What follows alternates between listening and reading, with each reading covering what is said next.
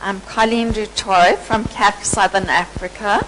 We are based in Johannesburg, and I'm reporting on the session called Sharing Values, How to Communicate Philanthropy. And this is going to be another one of those saying the same but something different to what you're seeing on the screen, because I have not seen this presentation. Okay, so we started off discussing the problem, trying to tease out a problem statement. And what we all agreed is that public awareness is a really critical part of effect. However, in some of our countries, there's minimal awareness and confused and differing understandings about philanthropy and its purpose. However, in those countries, there actually is a lot of giving going on. But it's what in Vietnam they call pagoda giving, what we in South Africa experience as a huge amount of giving to religious organizations, and then various kinds of charitable giving.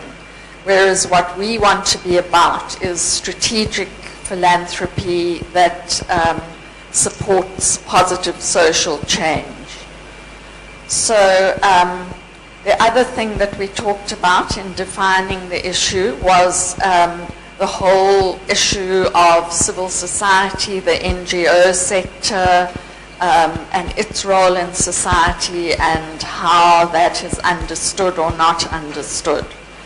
And there seemed to be general agreement that in a lot of countries the role of the sector is not understood.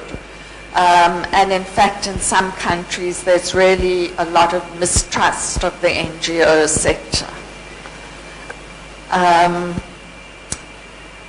Then we were still discussing what the problem was, and we got on to the issue of the diversity in our countries in terms of language, in terms of culture, in terms of class, age, gender, etc.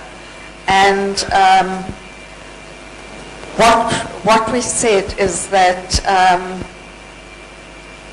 in emerging economies in particular, there are different stages of historical development and how that relates to philanthropy.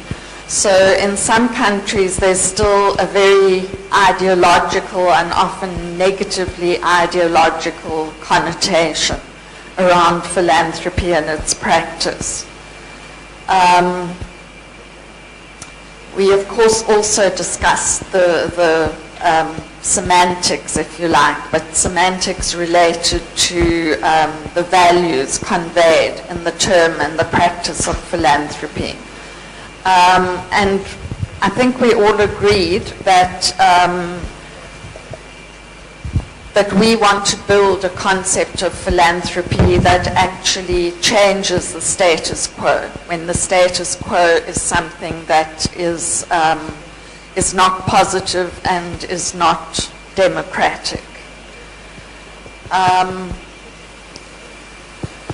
We also talked about the financial cost of this communication and the fact that this sort of communication does cost something, it needs resources, and then how we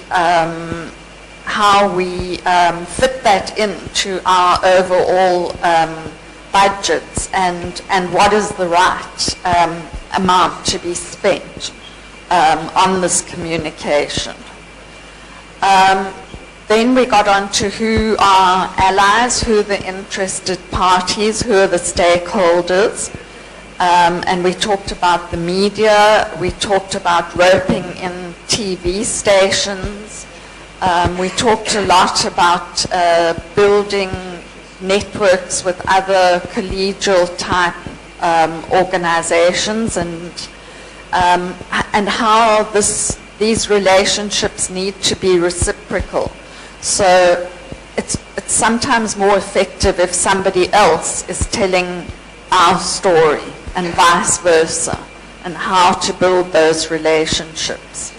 Then we also talked about linking with social entrepreneurs, because sometimes they have the most path-breaking ideas, or are perceived to have the most path-breaking ideas. And they often have innovative entry points into the society. We also talked about building relationships with branding and communications agencies, and getting some of them to work on a pro bono basis with the NGO sector to help tell the stories. We also talked about the role of cause-related marketing. Okay, then we talked about opportunities, tools for success, ways of development, things we can do. And the first one I really liked was an example of use hot men to convey your messages. By this was, I mean, what it really meant was we need to find compelling images that are emblematic of the values and the message that we want to convey. So it might be a hot man, might be a hot woman, I don't know. Of course, we talked about the role of the internet, social media, how are we going to use social media? Should we have closed forums? Should we have open forums? Who should have access to them? There was a lot of discussion around this. Then also the use of donor circles, youth networks is one of the examples that really seemed to work in one of the countries. And then another example was a donor subsidizing the placing of a journalist in a local newspaper. And that journalist would have the task of telling the good stories, the good philanthropic stories that would engage the imagination and emotion of the readers. We also talked about Alliance magazine and how that is another very important communication medium for us. And Alliance is available online at no charge to developing economies. Is that right, Carolyn? Okay. Didn't want to misrepresent you. Okay, then we also said that there's a real need for reliable data and information on what is happening in the sector. Because oftentimes we really don't know what's happening. We don't know enough about what's happening. Research costs money. Sometimes the government is willing to help with that and monitors this kind of activity. Sometimes it doesn't.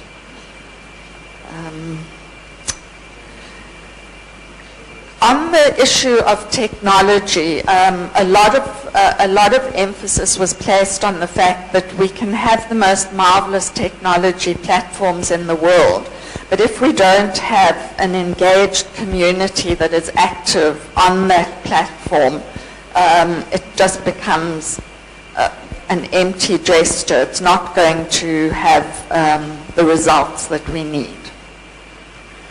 So there was a lot of concluding discussion. We didn't really come to any specific conclusions. There was a lot of enthusiasm in the group about the importance of this topic for the philanthropy sector. We said things like good communication needs cooperation, not only at the local level, but across different countries. It also needs real time, real commitment, and real resources. But it would be good to have some quick wins, and we should try and work out what those are. there was a lot of talk about developing some good case studies, and that there are already some case studies available on the internet that we could perhaps link into. And if we want to encourage grantees to communicate, they need the resources to do this. And we also said that all these ideas could be developed between now and the Wings Forum next year, and then taken into that Istanbul meeting. That was it. Thank you. Super. So